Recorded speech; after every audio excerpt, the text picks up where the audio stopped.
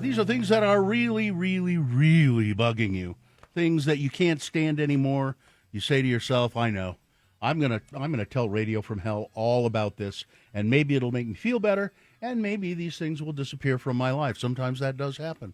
So all you have to do is send your must goes, put must go in the subject line, and then email it to radiofromhell@x96.com. Gina. I know this has happened to everybody at least once. You're in a hotel room, and you plug in your phone to charge it overnight. Yep. And you wake up in the morning and you realize that outlet does not have any power going to it. It's probably like a switch on the wall or something. And you have to start your day with a dead phone battery. You know what I do? What? I check. I mean, to make sure that it's charging. But the second night I did for sure. I went around the room and looked for one that worked. But the first night, nope. And then you spend the rest of the day, because you're out all day and you're at a restaurant. You bring your charger with you, and you're like, "Well, I'll charge it at the restaurant, and I'll charge it here." You never get a full charge.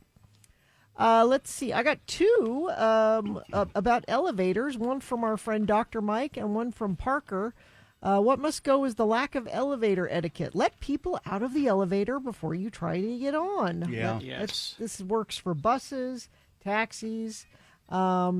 And then Parker says, people who enter the elevator you're already in and proceed to mash the close door button. It's not going to close any faster. That button doesn't do anything.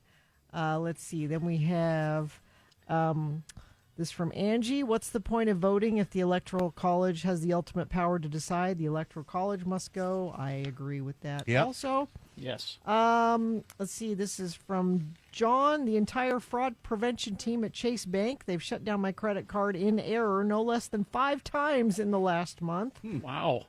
And then finally this from Mike. Things that must go. Candle wax. I mean candy corn for Halloween candy must go. Katie's shaking her head. You like candy corn, don't you? I do like candy corn. I like it okay, too. Yeah. I like it all right.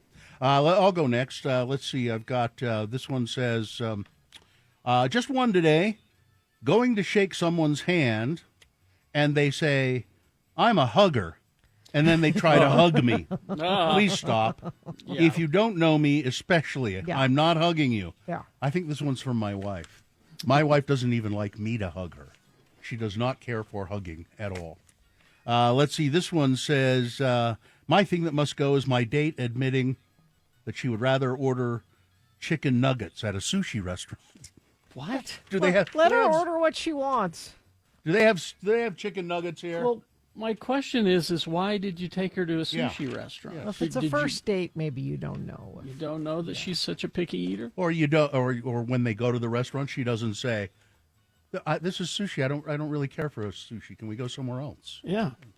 Well, you don't have to go somewhere else if they have chicken nuggets on the menu. This is fine. This is not a problem. Do they have chicken nuggets on sushi restaurants? Not at the sushi place I go Me to. either. Me either. This one is very long. I'm going to have to skim through a bunch of it. Must Go's Disneyland Edition. As every other Utah family, we headed to Disneyland for fall break. With that, I have some must goes from this trip, a handful of behaviors that I've seen from Disney adults. These are adults, by the way, with no children at Disney. I myself am not an amusement park fan. I am solely here for my kids. So I may already be annoyed at things that I don't understand from adults going without kids. Could be. Sighing when characters are spending longer time with kids. Why are you in this line to begin with? Do you really need to wait 20 minutes to take a picture with Pluto? The pictures are only out for short time frames. You understand, this isn't the real Moana. You know that, don't you?